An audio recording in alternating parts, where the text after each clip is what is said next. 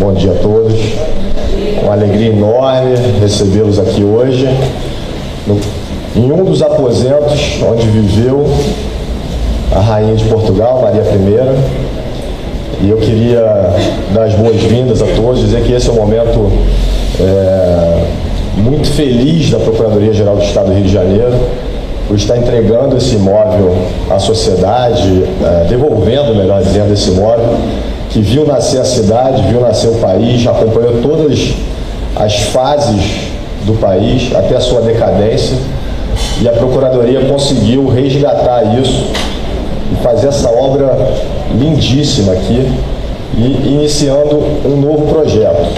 Então, antes de falar do projeto que se inicia, que é um projeto com uma veia muito cultural, que conta com os agitadores culturais do Sejura aqui, Anderson, Cissa, Claunir, Vitória, Lucas e tantos outros colegas. É um projeto que está unindo a carreira toda mais uma vez. Então eu queria convidar aqui as estrelas da manhã de hoje, por favor, Dinei Silvestre, Mário Del Priore, vamos recebê-los com uma calorosa salva de palmas.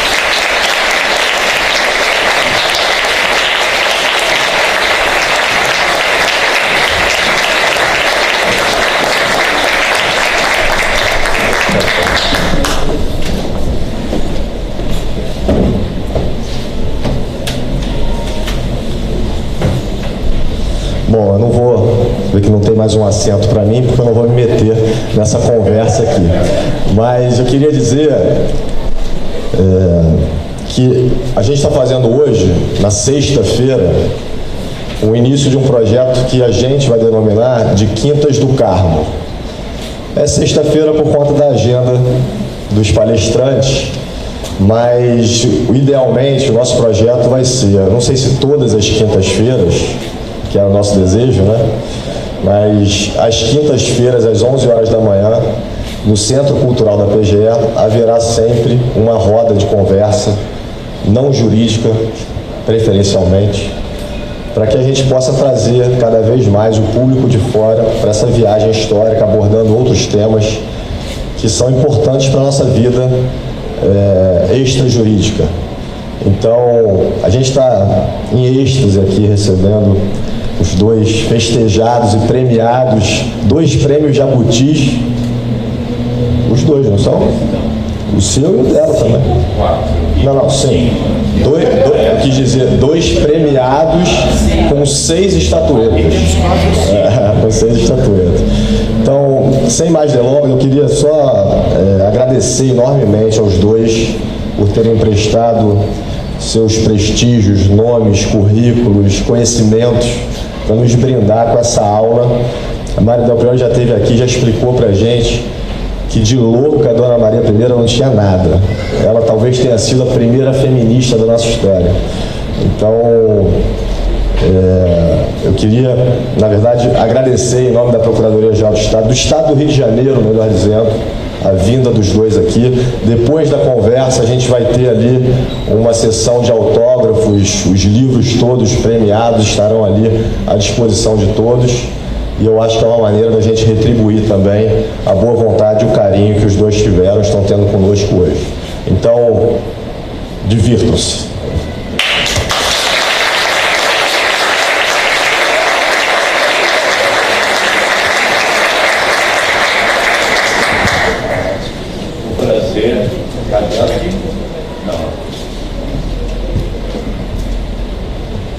O prazer e a alegria são nossos. Queria dizer para vocês que, rapidamente, sobre eu mesmo, eu venho de uma cidade dita histórica do estado do Rio de Janeiro, da cidade de Valença, dos Barões do Café, etc. E eu vi tanta coisa destruída por lá, e continua sendo destruída, e estar aqui hoje, neste lugar revivido, traz muita esperança. Hoje é um dia especial na história deste prédio. Depois de décadas de abandono, ele foi salvo por uma obra de restauro que recuperou o esplendor dos tempos áureos em que serviu de residência para a Rainha de Portugal, Dona Maria. Em homenagem ao cidadão carioca e fluminense, a Procuradoria-Geral do Estado do Rio de Janeiro decidiu devolver esse patrimônio à sociedade na forma de um centro cultural. E é exemplo dos tempos em que o convento foi construído em torno de 1620, eu sou dislexo, eu tenho que repetir, 1620, é onde estamos. E viu nascer uma cidade ao seu redor, agora o Centro Cultural, da PGE, acompanha o movimento para recriar o centro do Rio de Janeiro. Haveremos de conseguir. E nada melhor para iniciarmos esta nova fase do convento do Carmo do que resgatarmos a memória e trajetória da mais importante personagem que viveu neste prédio e especificamente, exatamente, neste recinto.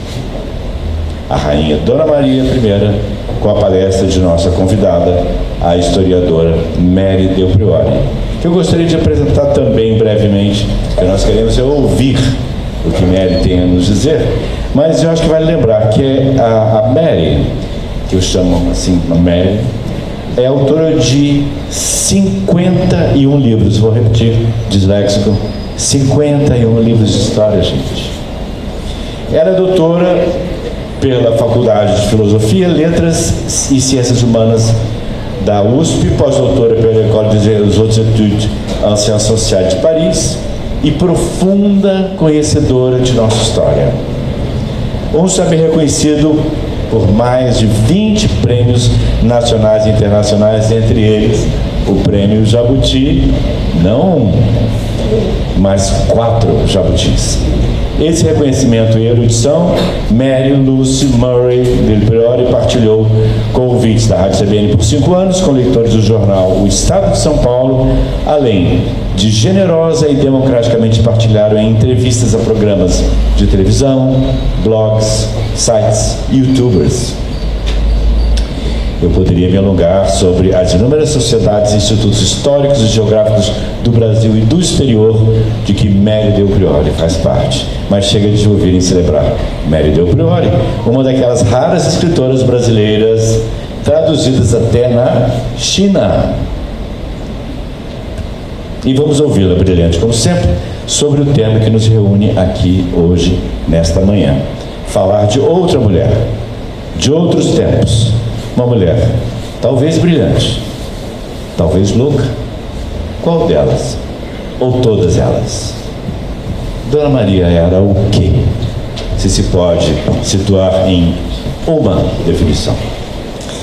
Vou falar muito dela, mas eu antes queria dizer a vocês que eu daqui vou para o Procordes ou para o Unicor, porque a minha emoção de estar nesse espaço, eu gostaria de compartilhar com vocês, assim como a minha gratidão, não só à Procuradoria-Geral do Estado, mas a todos vocês. Vocês se sucederam, foram vários pais desse parto, e foi um parto belíssimo que eu pude acompanhar, e como apaixonada que sou pela história do Brasil, não tenho nenhum mérito, né? Tudo isso que o nosso querido Ednei está aqui compartilhando é perfumaria. Verdade é que eu amo a história do Brasil, faço história com prazer e zelo pela história, trabalho pela história, e estou aqui para falar de uma mulher que faz parte dessa história. Ela morre exatamente aqui, ela desembarca aqui em frente, é importante que se diga isso, e ela não foi só rainha de Portugal, ela foi rainha do Brasil e Portugal, coisa que a maior parte das pessoas esquecem. Dona Maria, respondendo ao Ednei, foi uma mulher, até o meio da sua vida, absolutamente feliz. Diferentemente de muitos casamentos régios que nós podemos acompanhar, em que adultérios, amantes são figurantes muito importantes, ela se casa aos 21 anos com o tio Pedro, que tinha 46 anos.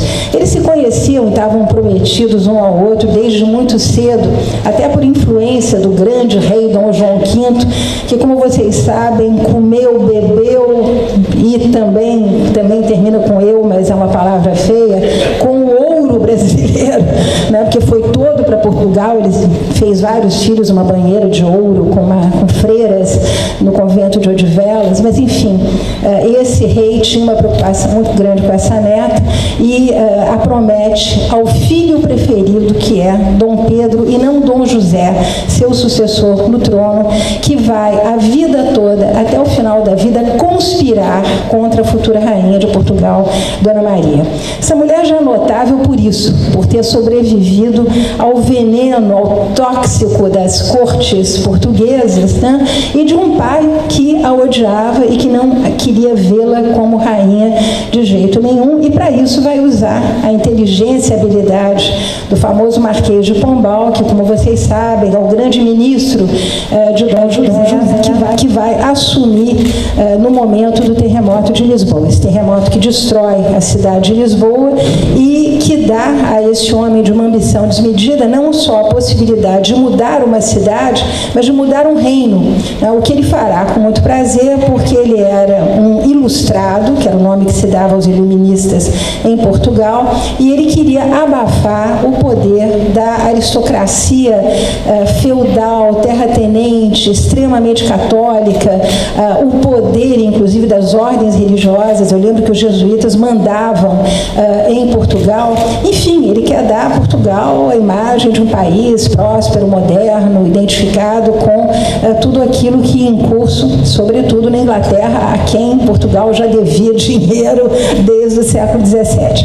Mas, enfim, Dona Maria tem que esperar a morte do pai para poder ser aclamada. Eu lembro que os reis portugueses não eram coroados, eles eram aclamados, e nós vemos nas descrições da aclamação de Dona Maria duas coisas muito interessantes. Não só o carinho e o amor, a devoção que o povo português tem por essa rainha, a ponto de, quando ela está no Brasil e já considerada, aspas, doente, escrever pedindo o retorno da sua rainha para Portugal, o povo invade ali o terreiro do Paço, destroem a grande arquibancada na qual ela for aclamada, querem abraçá-la, querem estar com ela, e Dona Maria vai ter essa peculiaridade de uma mulher que se misturava ao povo muito antes dos políticos abraçarem o populacho, né? A Dona Maria já fazia isso, participava de procissões, ia descalça para a igreja. Perdão por interromper, mas era a única?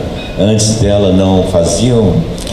Esses banhos de população, bain de foule, né, como dizem os franceses, não eram digamos, tão corriqueiros, e em Portugal se dava porque havia essa corrente da religião a aproximar muito súditos e governantes.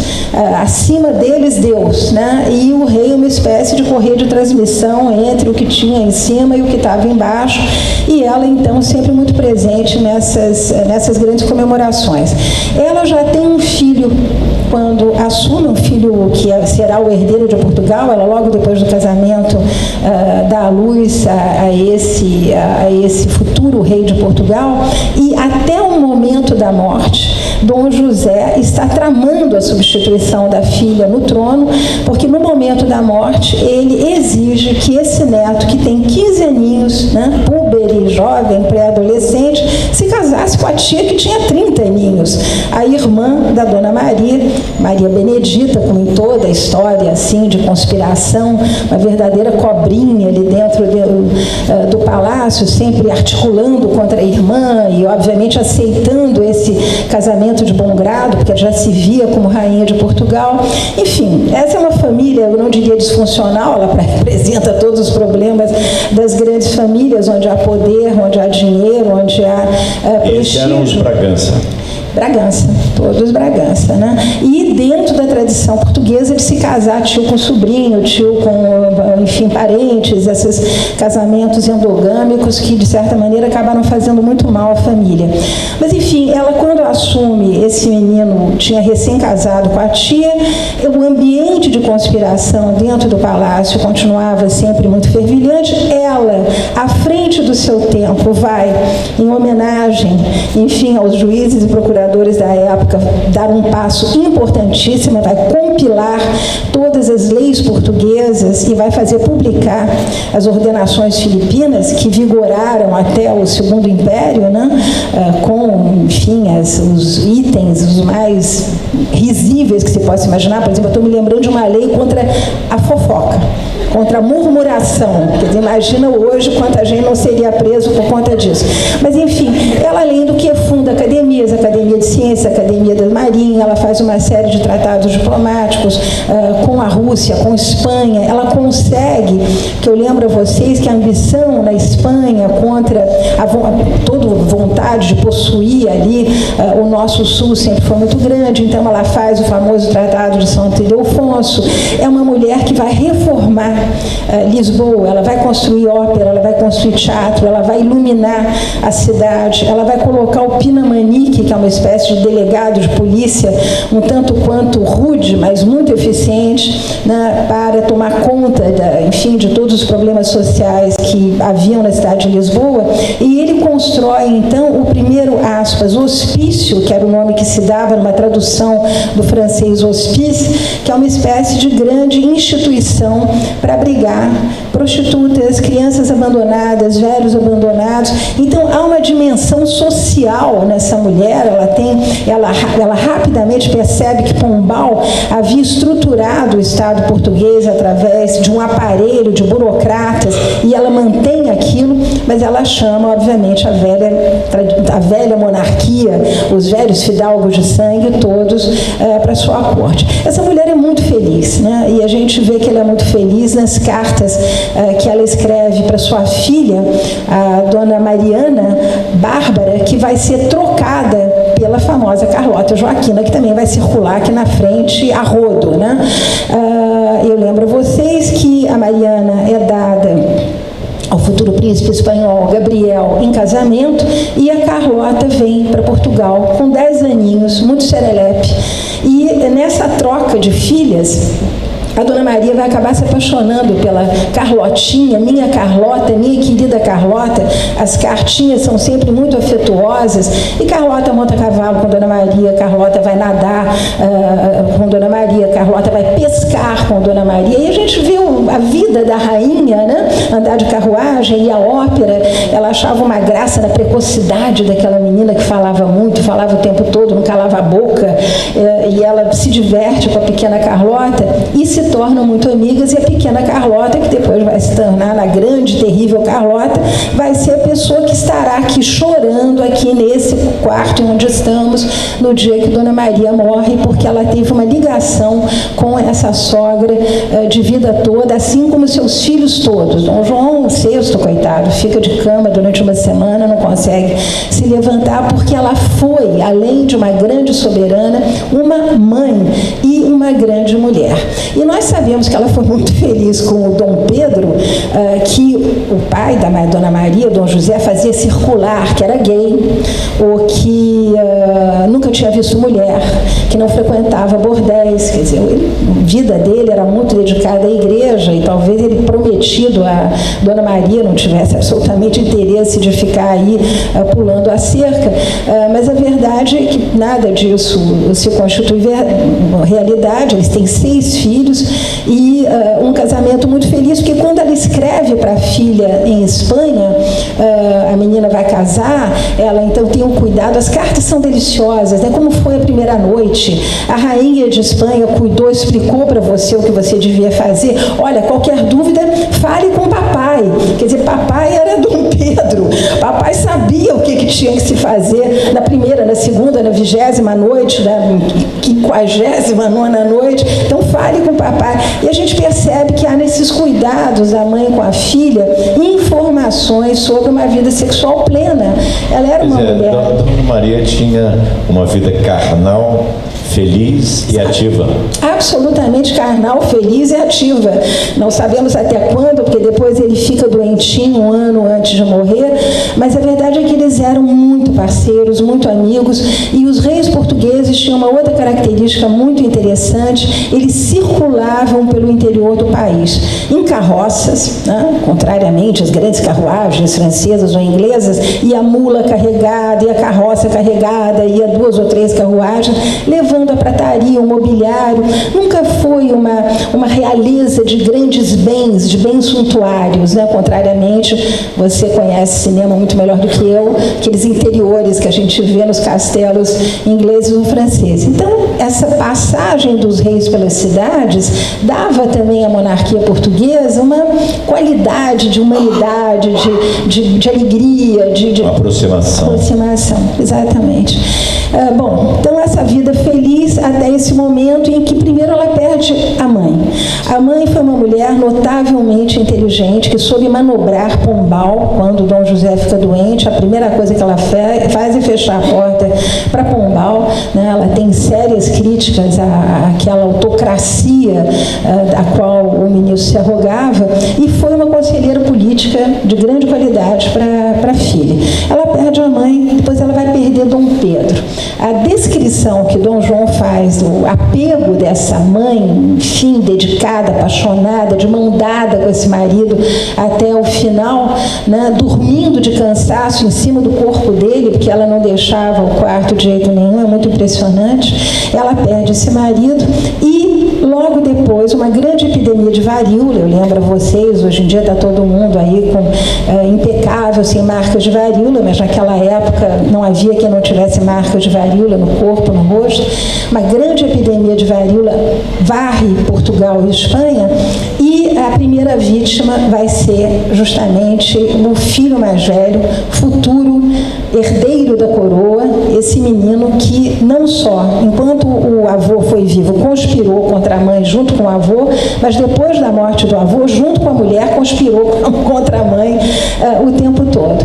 E ela se sente muito culpada, porque na Inglaterra a famosa vacina de varíola já estava fazendo efeito, ela sabia disso, mas como uma mulher de igreja, uma mulher de fé no século XVIII, ela achava que a saúde era uma questão divina, né? Se a pessoa ficasse boa é porque Deus queria, se a pessoa não ficasse boa é porque ela havia feito alguma coisa de errado. Lembra vocês que Freud, anos depois, em Luto e Melancolia, vai tratar a questão da culpa e a doença e a aceitação da morte. É muito interessante como tudo isso já começa a aparecer.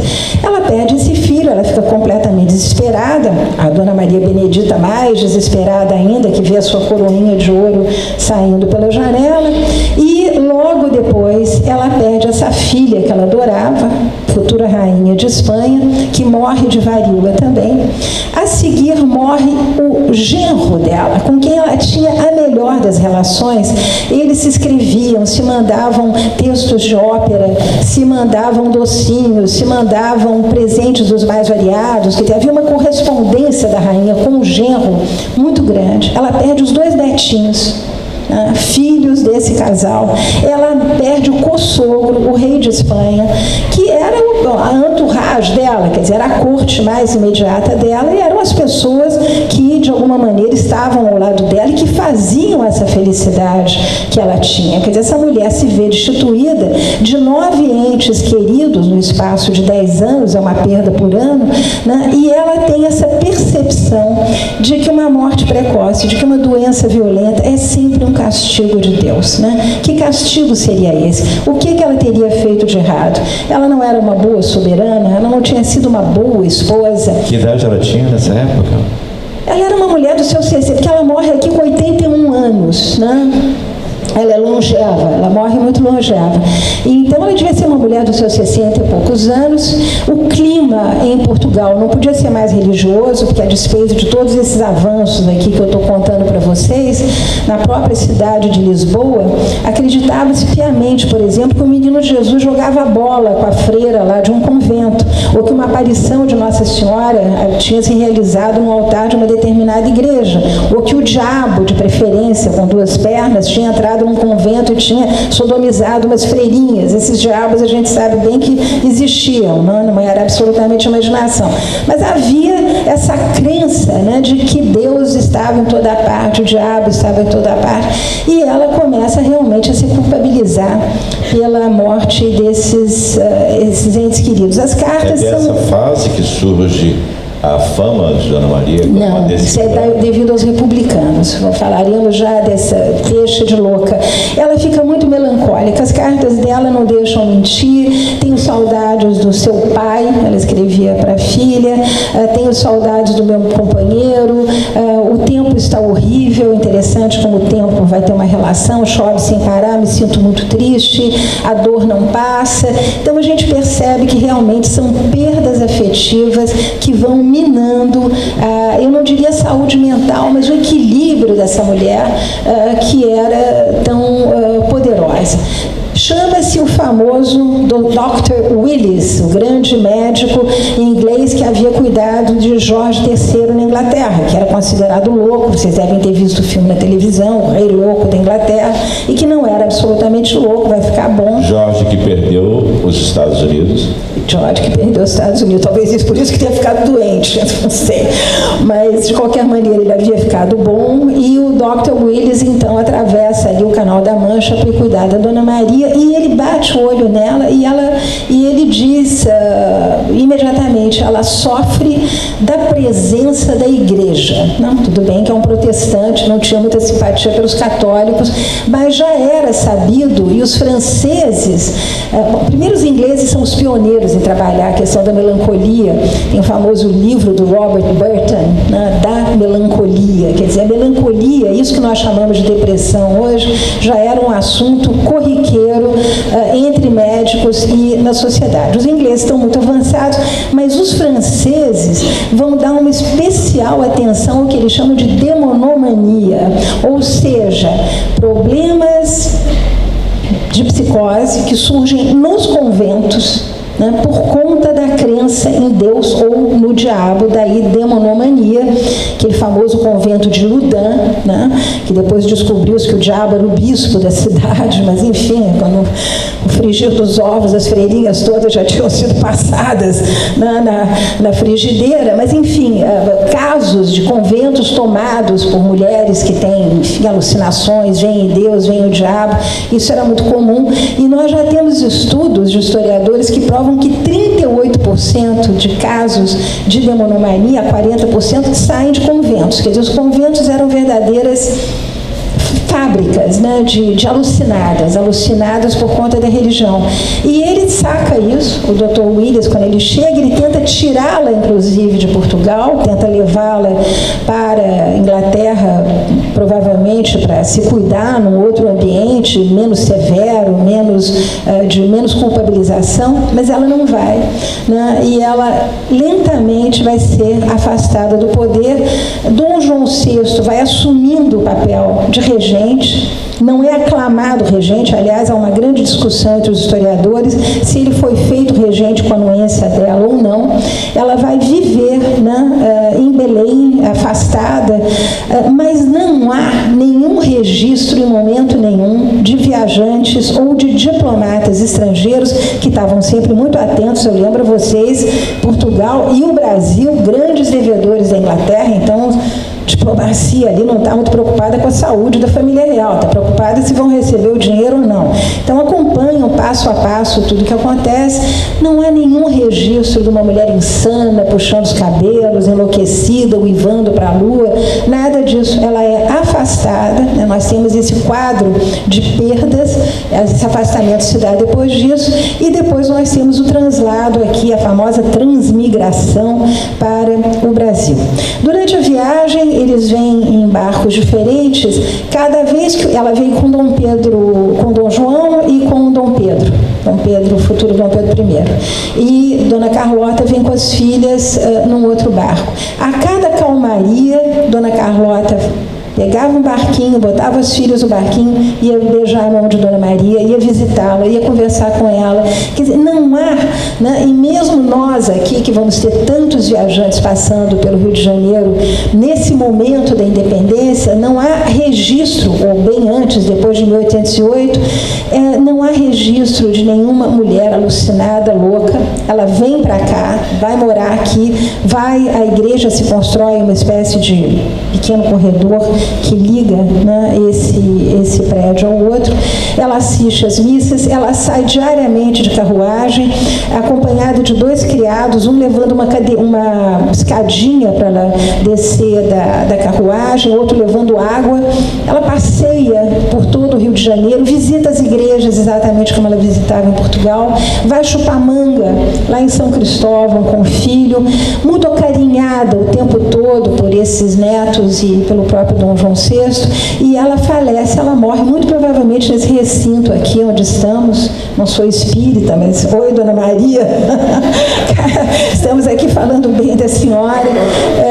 Ela fecha os olhos aqui e aí começa um outro momento da vida de Dona Maria, que é ela ficar enterrada até o momento do seu corpo voltar a Portugal. Né? Então ela fica aqui no Brasil, enterrada. Ela é enterrada onde? Você sabe que está no livro, gente, esqueci, desculpa. Eu já escrevi 2 livros. Dentro depois. De uma igreja, talvez? Dentro, sim, tudo. Ou talvez aqui no Convento de Santo Antônio. Ela está no final do livro, se você quiser olhar aí. Mas esse corpo volta para Portugal para ser enterrada na famosa igreja do Sagrado Coração de Jesus, que ela havia mandado construir como pagamento de promessa para ter logo um filho homem, que é esse filho que vai traí-la, vai esfaqueá-la de todos os jeitos, né?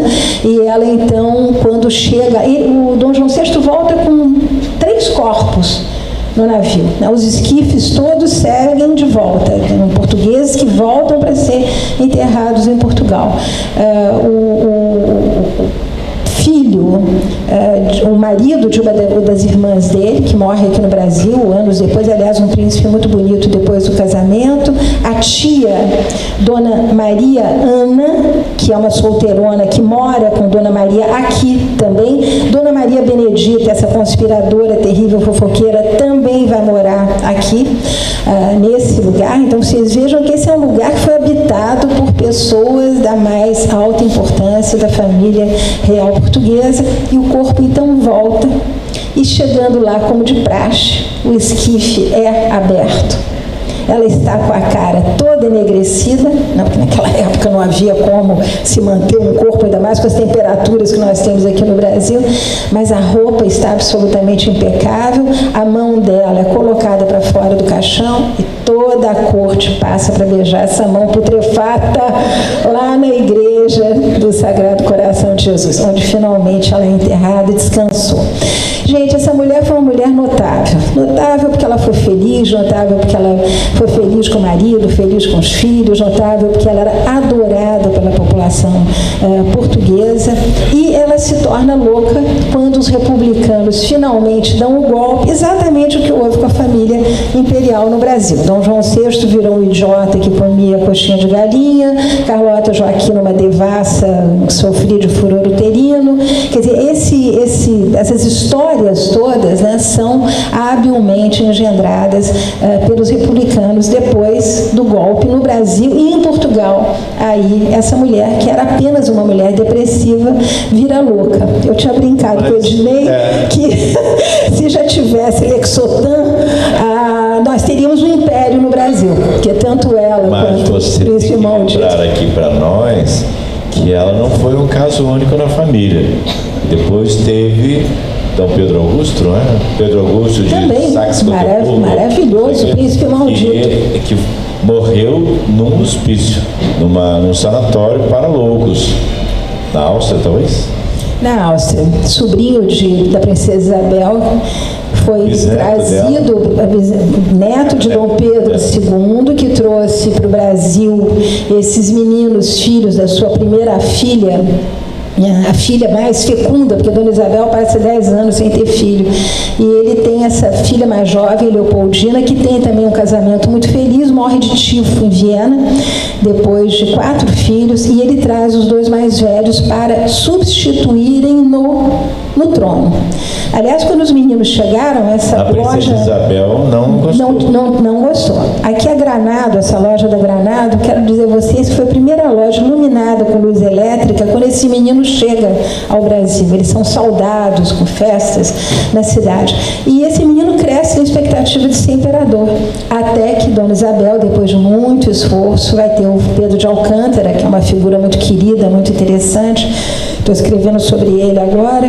E o rapaz pira, porque ele está justamente na pré-adolescência, se julga o futuro imperador, tinha sido trazido de uma corte sofisticadíssima para uma corte paupérrima.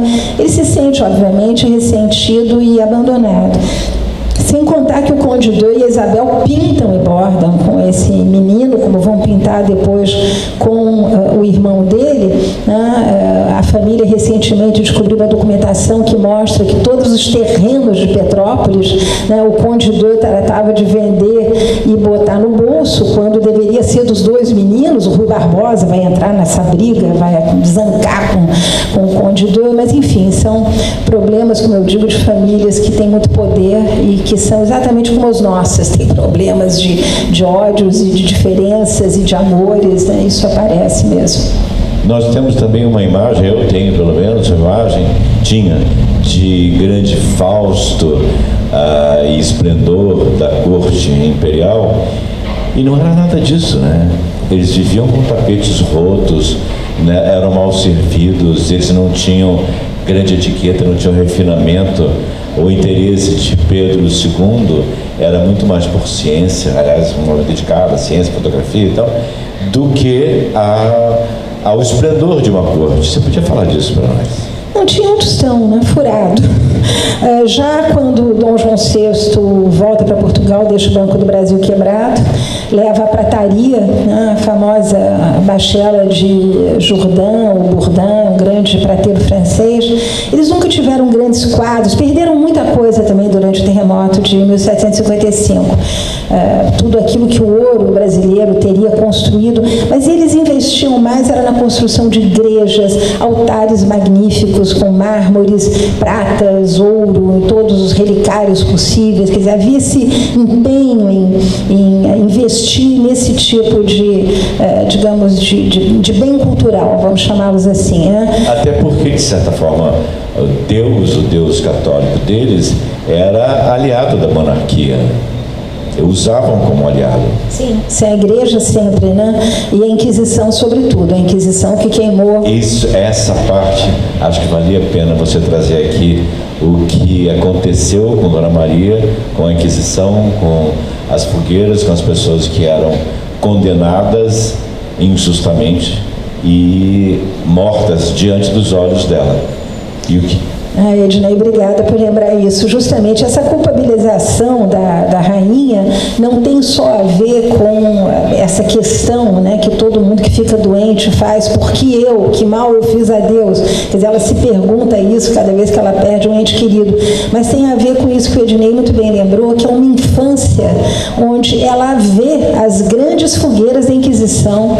Dom João V tinha paixão, né, por mandar queimar heréticos, mandar queimar sodomitas, mandar queimar judeus. Então nós temos uma Inquisição muito ativa e ela, muito garota, com 8, 9 anos, viu essas fogueiras arderem.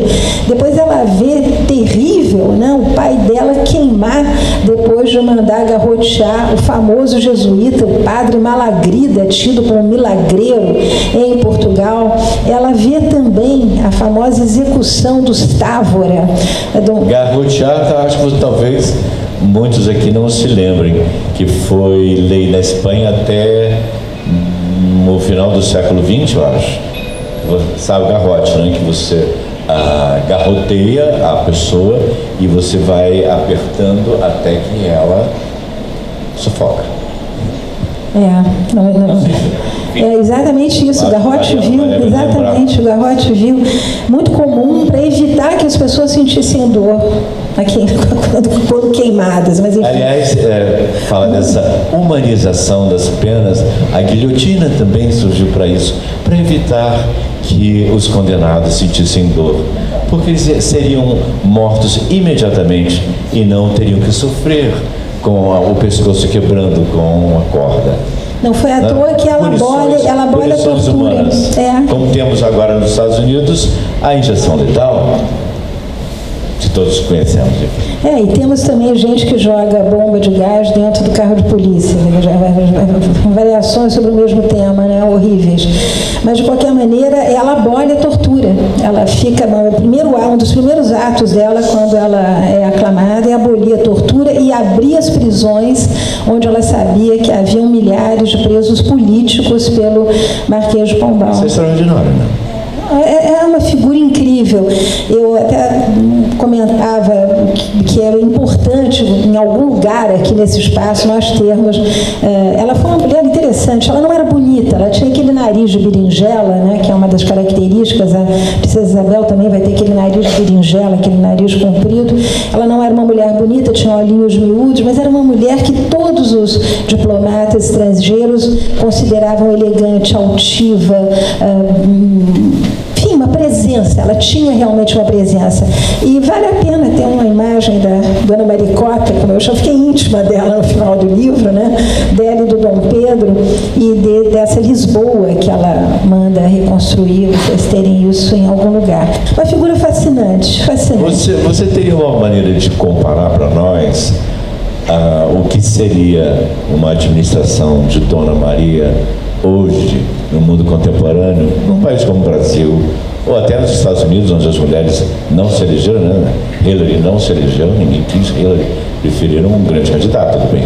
Então, dava para competir, dava para comparar fazer uma fantasia aqui para nós, do que seria uma administração como essa de Dona Maria.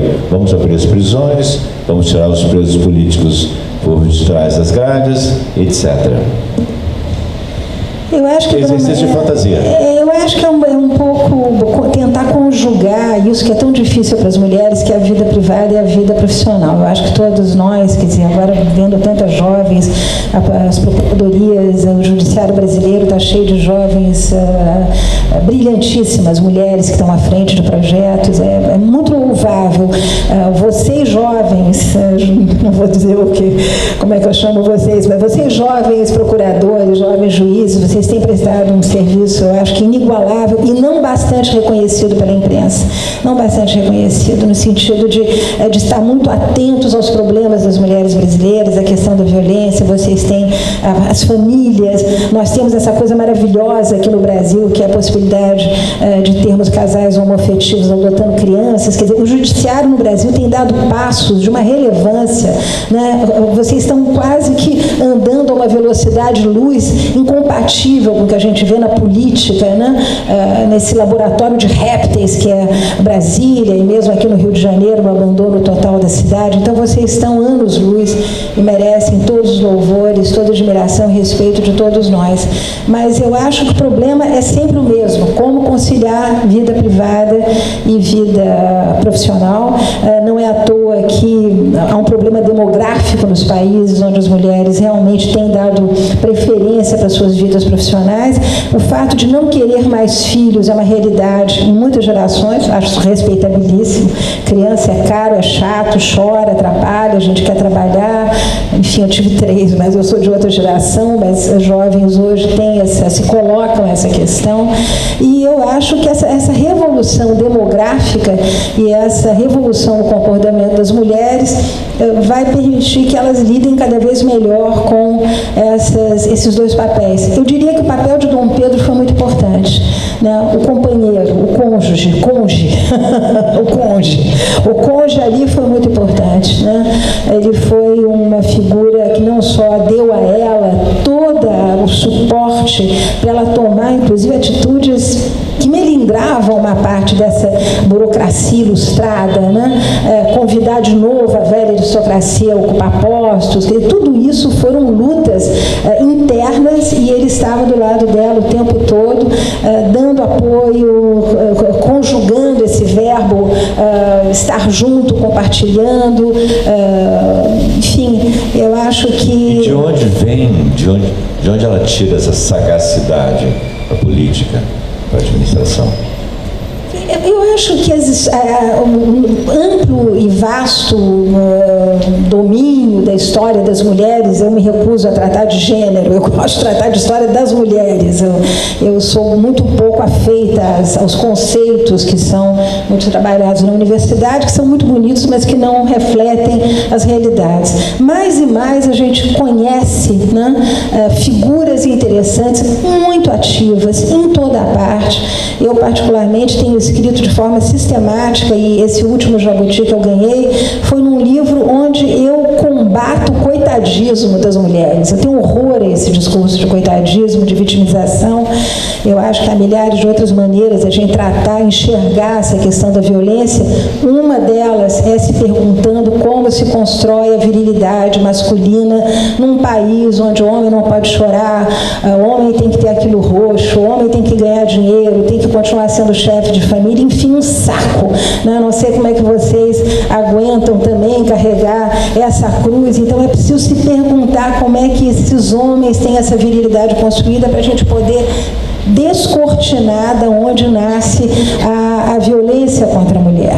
Né? Então, milhares de personagens, mulheres, esse último livro que eu estou lançando, a Maria Graham também, é uma inglesa que vem para cá, perde tudo, fica sem um pé rapado, vai ser governanta da princesa Dona Maria da Glória, toma um pé do imperador Dom Pedro I, fica sem tostão, vai morar perto de um quilombo. A mulher se reinventa, né? Ela começa a escrever, ela tem esse dom, quer dizer, essa capacidade de reinvenção das mulheres, eu acho que está muito ligado enfim, a uma criatividade inerente, a uma necessidade de se reinventar, ocupar espaços. Há milhares de mulheres absolutamente fabulosas. Hoje está se estudando muito isso, e eu acho muito bacana. Eu acho que é bom para as mulheres, é bom saber que elas têm antecessoras tão interessantes. Né? Terão sucessoras? Então aí, ó, as jovens todas trabalhando com garra, né, andando com as próprias pernas. Eu me lembro que quando escrevi o Histórias da Gente Brasileira, volume 4, que eu trabalhei muito com as revistas dos anos 80 e 90, é impressionante, você lembra disso, que é a nossa geração. Manchete, Realidade, haviam várias enquetes nacionais sobre o que as mulheres preferiam, ser objeto sexual dos homens ou andar com as próprias pernas. Nos anos 80 e 90, as mulheres ainda respondiam que queriam ser objeto sexual dos homens. Eu não sei se essas mulheres mudaram, se elas mudaram as filhas, né? Mas eu não imagino que hoje uma jovem de 25 a 30 anos vai responder que a prioridade dela é ser objeto sexual dos homens, que ela já entendeu que esse é um projeto completamente furado e que é muito melhor ela se realizar e ter projetos próprios e andar com as próprias pernas, e aí escolher, né, o homem que ela quiser, se quiser um homem. Eu acho que tudo isso mudou muito na sociedade brasileira. É óbvio que nós temos segmentos inteiros dessa sociedade que estão ainda completamente obnubilados por uma fala autoritária, pelas boas memórias, né, dos anos de ouro, nos anos de chumbo, como dizem os historiadores, o crescimento econômico do Brasil na ditadura. Então fica aquela nostalgia, não aceita aborto, não aceita isso, não aceita aquilo. A Argentina está dando um baile, né? Agora estão aceitando plantação de maconha. Quer dizer, o mundo anda para frente, não adianta, né? As pessoas podem resistir, mas a verdade é que as mulheres vão chegar lá, e eu tenho uma boa notícia para elas: os homens morrem antes. Então, se a gente não for ser ministra da Economia ou do Banco do Brasil agora, né? Mas quem sabe, quando os caras apagarem, a gente vai ter uma chance. Mas antes dessa esperança biológica, existe o fato que a gente vê toda vez, ou frequentemente, vou dizer toda vez, que se apresenta um ministério ou um secretariado, eu fico impressionado com como nós, homens, dominamos isso, né? Você vê, às vezes, uma mulher, duas mulheres, Não vou falar nem de cor da pele, porque aí tem aquele, recentemente todos vimos, né, uma apresentação de ministério e as pessoas mais radicais falavam, eu não gosto de concordar, mas assim, eram homens brancos, para dizer o mínimo, maduros. Quer dizer, a nossa sociedade é representada por quantos por cento de mulheres? São 60% mais ou menos? Que na sociedade hoje mais de 50% de chefes de família. Pois é, e onde estão? Assim, eu acompanho, eu venho de uma família de mulheres muito fortes, de mulheres muito pouco sinhazinhas, mulheres que batalharam. A minha avó, por parte de mãe, era uma lavradora que convenceu a família a sair do interior e foram trabalhar numa fábrica de tecidos e várias. Então, a minha experiência do universo feminino é diferente, mas o que eu vejo, eu vejo por toda parte, é assim, a navegação, eu uso a palavra, não é meu, mas eu gosto, a navegação que a mulher faz no mundo é muito mais árdua, mesmo tendo exemplos como Dona Maria foi, ou a Rainha Elizabeth, não essa, aquela outra, a primeira Elizabeth que enfrentou o poder, enfrentou os homens e foi em frente construindo um país que era um país pobre, um país de segunda categoria na Europa, né? Para onde vamos, Mary? Olha, vamos para frente, inexoravelmente. Eu acho o seguinte: primeiro, as pessoas conhecem muito pouco a história do Brasil. Vou dar um dado aqui que é fundamental. No final do século XVIII, a segunda classe mais rica de mulheres no Brasil, de cidadãos no Brasil, eram as negras forras em Minas Gerais. Minas Gerais, Salvador, né? Nós já vamos ter aqui no Rio de Janeiro, no início do século XIX, uma classe média de afro-mestiços e afrodescendentes totalmente integrada ao sistema produtivo, que é uma coisa que não se sabe. Quer dizer, o que está acontecendo é que uma parte substantiva de movimentos um pouco preconceituosos resolveu definir que o Brasil é preto e branco. Não é. O Brasil é mestiço, nós todos somos mulatos. A palavra era essa, muito usada no século XVIII e XIX. O grande africanólogo Alberto da Costa Silva diz que quem quiser abrir uma gaveta vai encontrar uma avó negra, uma avó índia, uma avó mulata. Quer dizer, não tem isso. Nós somos um país mestiço e as mulheres desde sempre trabalharam muito. As mulheres eram emancipadas. Não vamos nem falar de rainhas, que essas, obviamente, recebem delicado o poder. Não, estou falando de mulheres empreendedoras, né, que tinham as suas tendas, que vendiam, que davam de comer, que eram lavadeiras, que eram costureiras.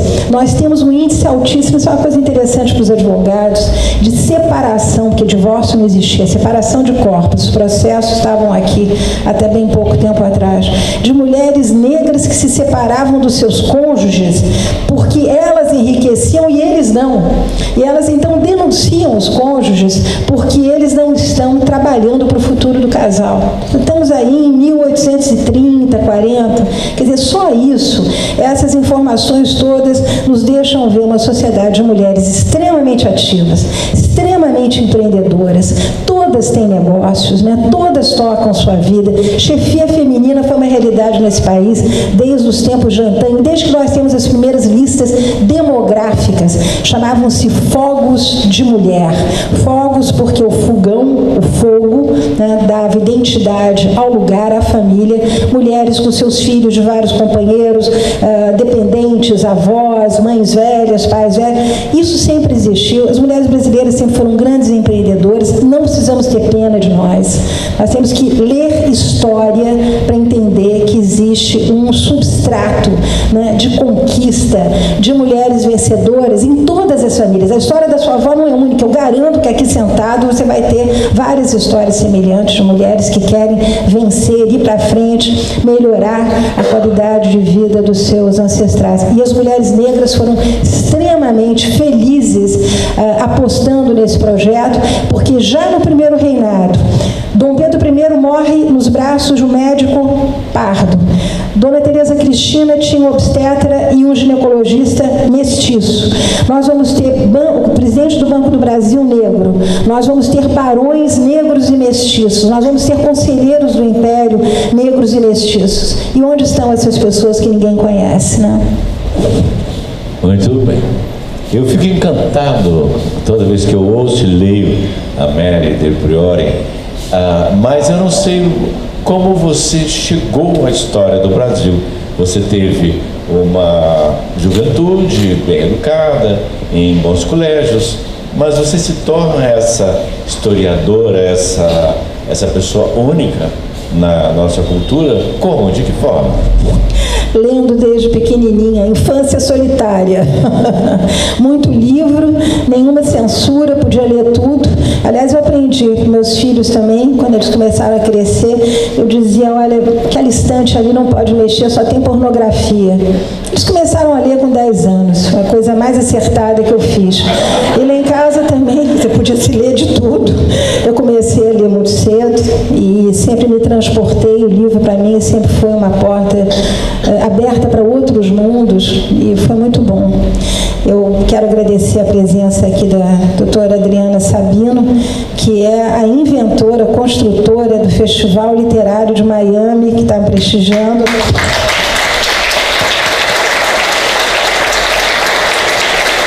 Precisamos de festivais literários. Ednei, você não conhece? Tá na Mora, né? Tá. A gente está aí na hora de encerrar, né? Pois é, temos livros para assinar para quem quiser, mas eu, quando estou na plateia, eu fico com uma gana de fazer perguntas. A gente não tem muito tempo, mas alguém tem uma gana de fazer alguma pergunta que eu não tenha feito, algum tema dentro do que falamos hoje? Sim? Então. Rafael, eu preciso do seu endereço que eu vou te mandar o último.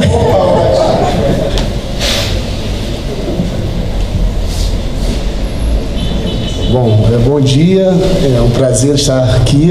Bom, fui pego de surpresa, vou formular uma pergunta. Não, mas eu tenho 2 perguntas, assim. Primeiro, em alguns livros que eu li sobre a transposição do reino, tem um livro de um australiano chamado O Império à Deriva. E tem muitos relatos da Dona Maria aos prantos e honrando, e também do desembarque aqui no Rio de Janeiro, que não sei se isso é verídico ou não, conforme foi relatado aqui. E o segundo, outra visão que teria da aclamação da Dona Maria seria Portugal era um reino um pouco obscuro, né? Estava tendo a Revolução Francesa, contemporânea da Dona Maria, Conjuração Mineira, conjuração, tá, gente? Confidência. A Conjuração Mineira, mas principalmente a Revolução Francesa, né? Assim, o Iluminismo. E a Dona Maria, a aclamação da Dona Maria seria um retrocesso também, né, no retorno ao fanatismo religioso, a essa elite agrária que o Pombal estava tentando combater, tentando modernizar os valores portugueses. Então, assim, não seria nenhuma crítica, mas só fazendo um contraponto, a Dona Maria, esse retorno dela era o retorno desses valores antigos, né, do seiscentismo ali, da Inquisição, do fanatismo religioso. Então, só esse contraponto que eu queria ouvir também, uma crítica. Perdão, Dona Maria, não é uma crítica. Ela está aqui.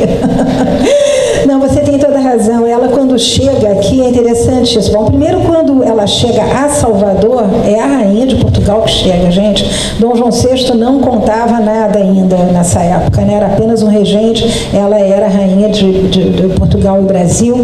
Ela é muito festejada em Salvador, mas ela tem horror a fogos. Ela tem horror ao disparo de canhões. Então, ela, quando chega aqui, você tem toda a razão. Ela fica 3 dias dentro da nau. Dom João VI vai pedir, pelo amor de Deus, para ninguém ficar soltando fogos, nem disparando canhões, porque ela realmente sentia muito com isso. Nós temos 2 relatos digamos, de destemperos dela, né? Um que ela teria tido aqui na igreja, diante de um sermão qualquer, mas eu fico me perguntando também que uma vida tão triste, uma pessoa sem medicação, se de vez em quando não estoura, né? Não sei. Mas ela, de qualquer maneira, não tinha um procedimento regular de uma louca que ficasse gritando o tempo inteiro, ivando para a lua, nada disso. Eu acho que ela foi severamente afetada, sem dúvida, por essas perdas, e mais todo o quadro, se você quiser, genético, podemos caminhar por aí, né? Casamentos endogâmicos, essa coisa que, aliás, era muito criticada pelos embaixadores estrangeiros. Você tem toda a razão quando você fala em fanatismo, né? Óbvio que os historiadores não usam esse conceito, mas não era a Dona Maria que era fanática, Portugal era fanático. Se a gente olhar, digamos, toda a história do barroco português, um barroco de sofrimento, de culpa, dessas grandes tragédias públicas, né? O massacre dos Távora, ali também em praça pública, as pessoas sendo decepadas, torturadas, havia sempre um grande número de pessoas que ia assistir a isso, as procissões, esses padres que cruzavam as ruas dia e noite pedindo orações, pedindo esmolas, havia um clima religioso. Quem trabalhou isso de maneira magnífica, eu não gosto de ficar aqui citando nomes, mas foi um grande intelectual português, Eduardo Lourenço.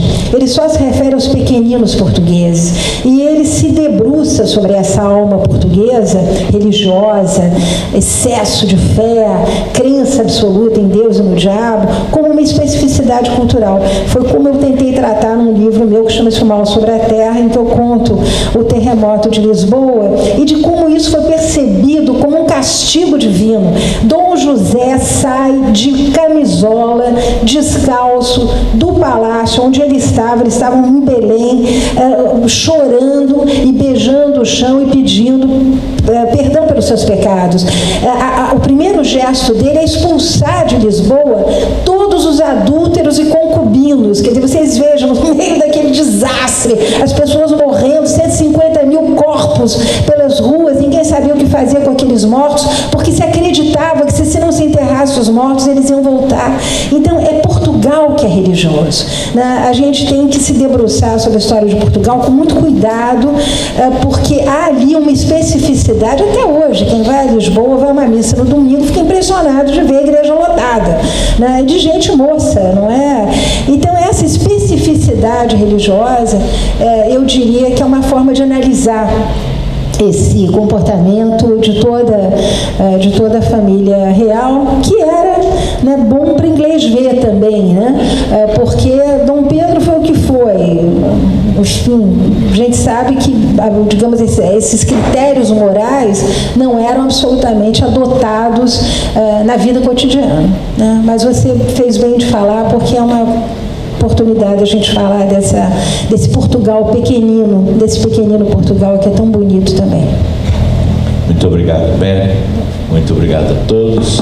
Eu acho que, em nome da Procuradoria-Geral do Estado, eu encerro essa abertura fabulosa que tivemos a oportunidade de um momento histórico, de certa forma, né? Ou que não de certa forma, um momento histórico, ponto. Uma boa tarde a todos e até breve. Sim, para quem quiser, os livros da Mary, os livros do Ednei estarão ali fora e a gente vai ter prazer em assinar. Obrigado. Boa tarde.